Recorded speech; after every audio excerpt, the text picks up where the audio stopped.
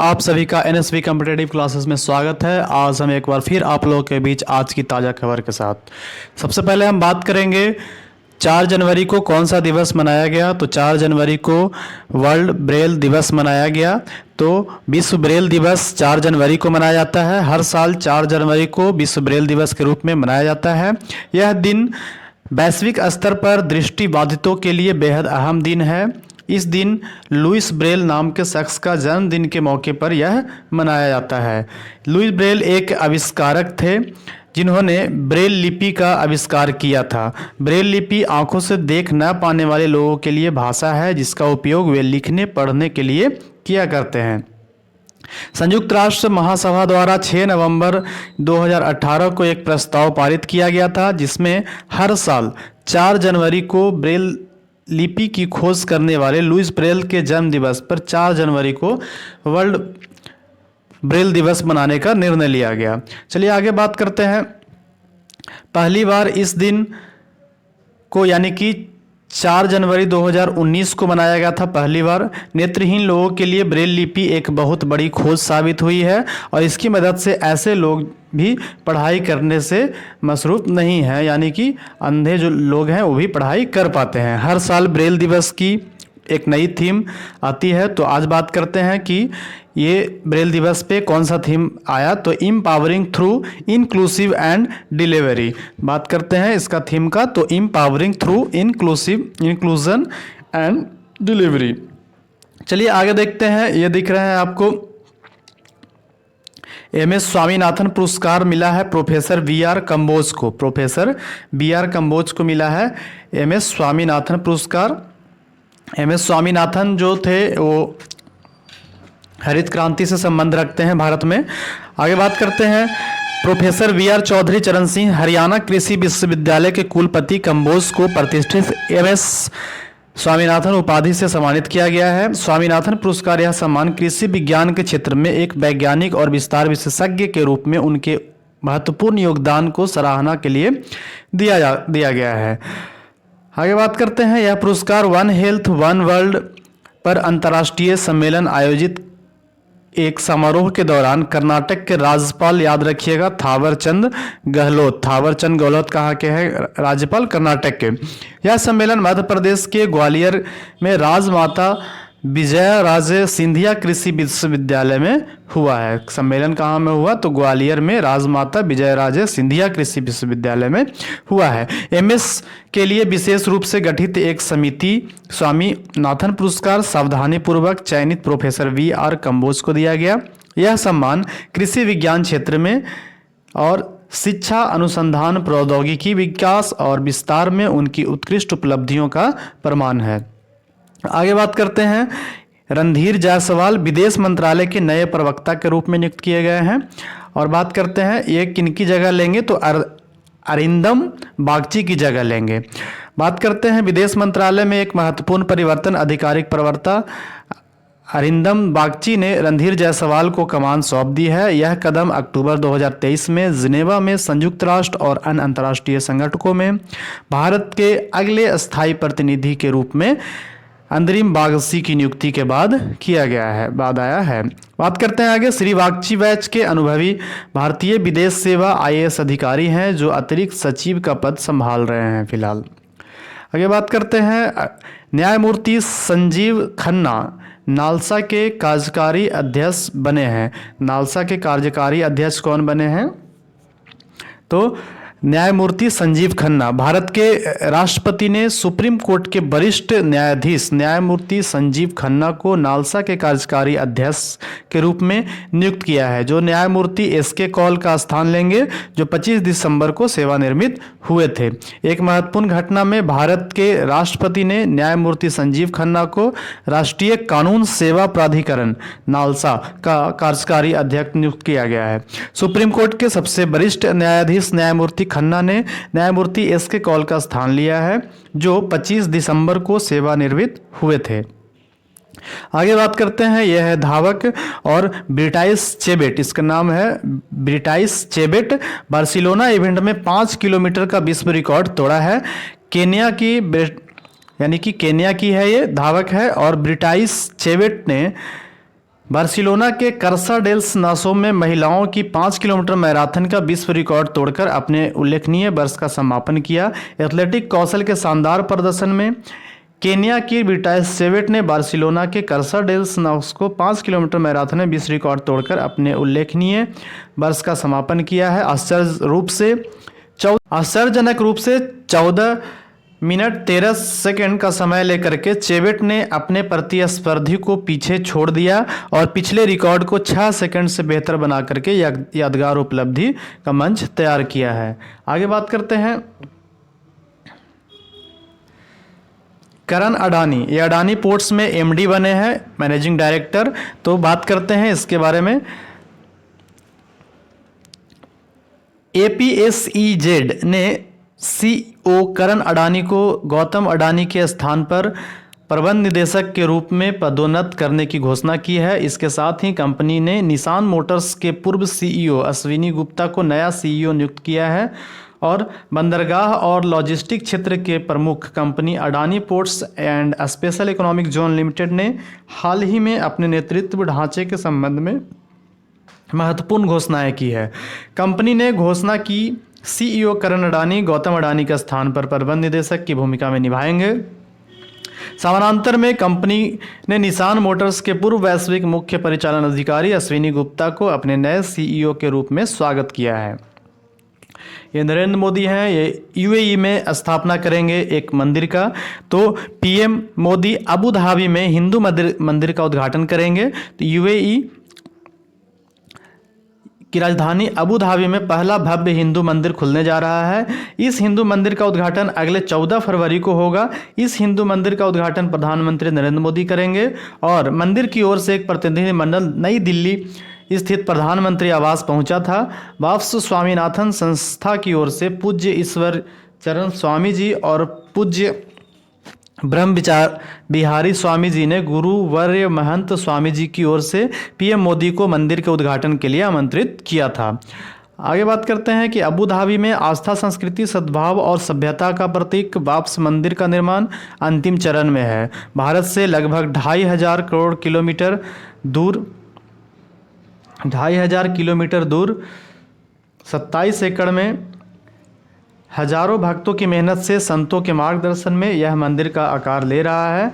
मंदिर का उद्घाटन 14 फरवरी 2024 को प्रधानमंत्री नरेंद्र मोदी वाप्स प्रमुख महंत स्वामी द्वारा किया जाएगा। इस मंदिर और इसकी दिव्यता का एहसास कराने वाली खासियतों के बारे में ब्रह्म बिहारी स्वामी ने गुजराती जागरण को खास बातचीत की है। ये आपका पी बालाजी एयर इंडिया के कॉरपोरेट मामलों विभाग संभालेंगे। क्या नाम है? पी बालाजी। देश के सबसे बड़ी एयरलाइंस कंपनी एयर इंडिया ने पी बालाजी को कॉरपोरेट मामलों का ग्रुप प्रमुख नियुक्त किया है। कंपनी के शीर्ष पदों में एक पर नियुक्त को लेकर के इस पद को नियुक्त को लेकर के एयर इंडिया की तरफ से जारी बयान में कहा गया कि 30 साल से अधिक अनुभव रखने वाले पी बालाजी के पास टेलीकॉम सेक्टर के साथ साथ सूचना और प्रौद्योगिकी सेक्टर का भी काफ़ी लंबा अनुभव है। उन्होंने उत्पाद प्रबंधन मार्केटिंग में भी सेवाएं दी है। अब वे एयर इंडिया के कॉरपोरेट मामलों का भार संभालेंगे। बालाजी ने पेशेवर करियर की शुरुआत टाटा प्रशासनिक सेवा TAS से की थी। आगे बात करते हैं चेक गणराज्य के प्रधानमंत्री, ये दिख रहे हैं आपको, पेट्र फियाला। ये वाइब्रेंट गुजरात समिट में मुख्य अतिथि होंगे। चेक गणराज्य के प्रधानमंत्री पेट्र फियाला। आपको हम बता दें कि जो भी करंट अफेयर में चर्चा रहता है उसी का प्रधानमंत्री राष्ट्रपति ज़्यादातर क्वेश्चन में एग्जाम में पूछे जाते हैं। तो ये सब आप लोगों को इग्नोर नहीं करना है, ध्यान रखना है, इसको भी याद करना बहुत ज़रूरी है। चेक गणराज्य के प्रधानमंत्री पेट्र फियाला। चेक गणराज्य के प्रधानमंत्री पेट्र फियाला 10 से 12 जनवरी तक गांधीनगर में होने वाले vibrant Gujarat global investor summit के 10वें संस्करण में मुख्य अतिथि होंगे। Vibrant Gujarat global investor summit का 10वां संस्करण 10 से 12 जनवरी 2024 को गांधीनगर में होने वाला है। इस संस्करण का विषय है गेटवे टू द फ्यूचर। यह द्विवार्षिक आयोजन वैश्विक नीति निर्माताओं, राजनयिकों, व्यापारिक नेताओं, निवेशों के लिए सहयोग, साझेदारी, बढ़ावा देने और निवेश के अवसरों का पता लगाने के लिए एक महत्वपूर्ण मंच के रूप में कार्य करता है। ये बात करते हैं प्रधानमंत्री नरेंद्र मोदी ने ही लक्षद्वीप में 1156 करोड़ रुपए की परियोजनाओं का उद्घाटन और शिलान्यास किया है। प्रधानमंत्री नरेंद्र मोदी ने केंद्र शासित प्रदेश लक्षद्वीप में 1156 करोड़ रुपए की लागत वाली विभिन्न परियोजनाओं का उद्घाटन शिलान्यास किया।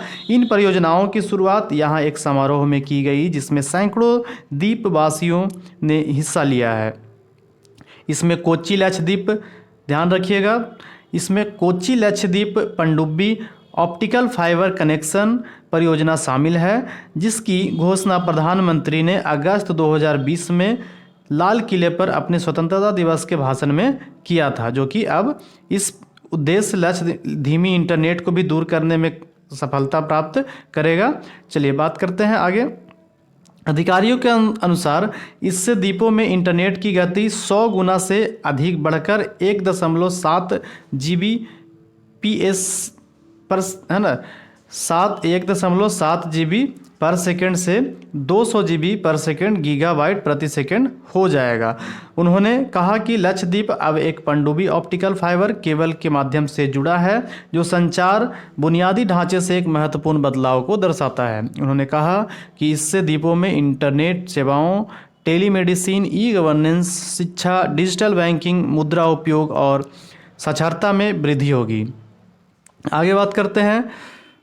प्रधानमंत्री तमिलनाडु में 400 करोड़ रुपए के फास्ट रिएक्टर प्लांट का उद्घाटन किया है। तमिलनाडु में 400 करोड़ रुपए के फास्ट रिएक्टर का उद्घाटन किया है। चलिए इसके बारे में और जानते हैं। तो प्रधानमंत्री नरेंद्र मोदी ने ऐतिहासिक क्षण को चिन्हित किया जब उन्होंने Indira Gandhi centre for atomic research Kalpakkam में 400 करोड़ रुपए के प्रदर्शन फास्ट रिएक्टर ईंधन पुनर्प्रसंस्करण संयंत्र को राष्ट्र को समर्पित किया है। यह सुविधा भारत की परमाणु क्षमताओं को आगे बढ़ाने की दिशा में एक महत्वपूर्ण कदम है, जिसे प्रोटोटाइप फास्ट ब्रीडर रिएक्टर से ईंधन को पुनः संसाधित करने के लिए डिजाइन किया गया है। कल्पक्कम, याद रखिएगा, कल्पक्कम परमाणु रिएक्टर कहाँ पे है आपका? तमिलनाडु में है। कल्पक्कम स्थित फास्ट रिएक्टर बिजली उत्पादक कंपनी भारतीय नाभिकीय विद्युत निगम लिमिटेड भाविनी इस पहल में सबसे आगे है। चलिए फिर से आते हैं। गुजरात सरकार के द्वारा 86 अरब डॉलर के समझौतों पर हस्ताक्षर किया गया है। तो वाइब्रेंट गुजरात ग्लोबल समिट के बारे में अभी चर्चा किए थे, उसी के बारे में यह है। तो वाइब्रेंट गुजरात ग्लोबल समिट की प्रत्याशा में राज्य ने ऊर्जा और रसायन क्षेत्र में 58 कंपनियों के साथ 7.17 ट्रिलियन रुपये यानी कि 86.07 बिलियन के सौदे पे हस्ताक्षर किया है। आगामी द्विवार्षिक वाइब्रेंट गुजरात ग्लोबल समिट की तैयारी में भारतीय राज्य गुजरात ने ऊर्जा, तेल, गैस और रसायन जैसे क्षेत्रों में फैली 58 कंपनियों के साथ 7.17 ट्रिलियन भारतीय रुपये 86.07 बिलियन ने प्रारंभिक निवेश सौदे को सील कर दिया है। प्रधानमंत्री नरेंद्र मोदी का गृह राज्य गांधीनगर में 10 जनवरी से 12 जनवरी तक होने वाले शिखर सम्मेलन से पहले राजनीतिक रूप से इन समझौतों को सुरक्षित कर रहा है। आगे बात करते हैं। केरल के राज्यपाल आरिफ मोहम्मद, याद रखिएगा, केरल के राज्यपाल यानी कि राम राष्ट्र मंदिर एके साक्षी विरासत पुस्तक का विमोचन किया है। पुस्तक का क्या नाम है? राम मंदिर राष्ट्र मंदिर एके साक्षी विरासत, है ना। पुस्तक का विमोचन किया गया है केरल के राज्यपाल आरिफ मोहम्मद के द्वारा। पुस्तक विमोचन समारोह में विश्व हिंदू परिषद के अध्यक्ष आलोक कुमार और श्री राम जन्मभूमि तीर्थ क्षेत्र के कोषाध्यक्ष गोविंद गिरी महाराज सहित प्रमुख हस्तियों ने भाग लिया।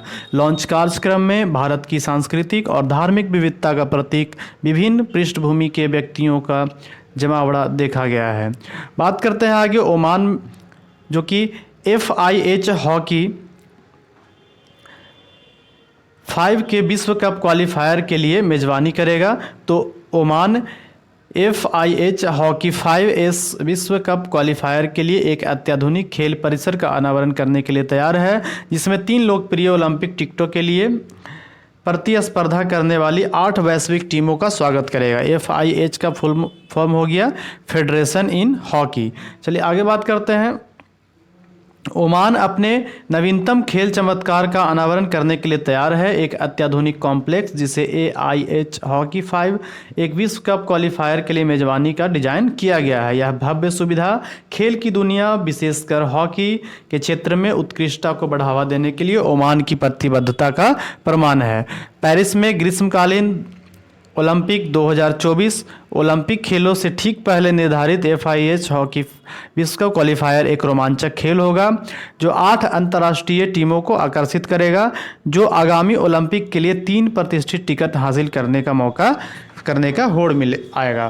तो ये आपका पेरिस वाला ओलंपिक कहाँ होगा? ग्रीष्मकालीन 2024 का ग्रीष्मकालीन ओलंपिक कहाँ होने वाला है? तो याद रखिएगा फ्रांस के राजधानी पेरिस में होने वाला है। इसको आप लिख लीजिएगा, याद कर लीजिएगा। 15 से 21 जनवरी 2024 तक यह अत्याधुनिक स्टेडियम विशिष्ट अंतर्राष्ट्रीय टीमों के बीच कड़ी प्रतिस्पर्धा का गवाह बनेगा। ओमान पर दुनिया की निगाहें होने के साथ खिलाड़ी पेरिस में प्रतिष्ठित ग्रीष्मकालीन 2024 ओलंपिक खेलों में जगह सुरक्षित करने के लिए अपने कौशल और दृढ़ संकल्प का प्रदर्शन करते हुए मैदान पे संघर्ष करेंगे। आगे बात करते हैं। ये जो दिख रहा है सिंबल ओलंपिक खेलों का सिंबल है, ये 5 है जो 5 कॉन्टिनेंट के बारे में बताता है। चलिए आगे देखते हैं। फ्रांस के पेरिस ओलंपिक के लिए ऑनलाइन सजल वीज़ा के साथ डिजिटल उपलब्धि। फ्रांस 2024 पेरिस ओलंपिक के लिए ओलंपिक वाणिज्य दूतावास के माध्यम से पूर्ण रूप से डिजिटल सेंसस वीज़ा लॉन्च करने के लिए यूरोपीय संघ का नेतृत्व करता है। 1 जनवरी से चालू ऑनलाइन प्रणाली 70,000 वीज़ा की प्रक्रिया करती है, यानी कि यहाँ दूसरे देशों से लोग वहाँ पे ओलंपिक देखने जा सकते हैं। एक अग्रणी कदम में फ्रांस पेरिस में 2024 ओलंपिक और पैरा ओलंपिक खेलों के लिए पूरी तरह से डिजिटल वीज़ा पेश करने के वाला पहला यूरोपीय संघ सदस्य बन गया है। 1 जनवरी 2024 से शुरू होकर नई लॉन्च की गई ओलंपिक वाणिज्य दूतावास प्रणाली फ्रांस वीज़ा पोर्टल के माध्यम से संचालित होती है। 15,000 अंतर्राष्ट्रीय एथलीटों, 9,000 पत्रकारों और विदेशी प्रतिनिधिमंडलों के आवेदन प्रक्रिया को सुव्यवस्थित करती है। ये बात करते हैं 70,000 वीज़ा के लिए आवेदन विशेष रूप से ऑनलाइन संसाधित किए जाएंगे, जिससे उन्हें अन्य वीज़ा अनुरोधों के बाद बाढ़ से बचाया जा सकता है। यह अभूतपूर्व पहल शेंगेन वीज़ा के लिए यूरोपीय संघ की डिजिटीकरण योजनाओं के अनुरूप है, जो वीज़ा आवेदन प्रक्रियाओं में एक महत्वपूर्ण परिवर्तन का प्रतीक है।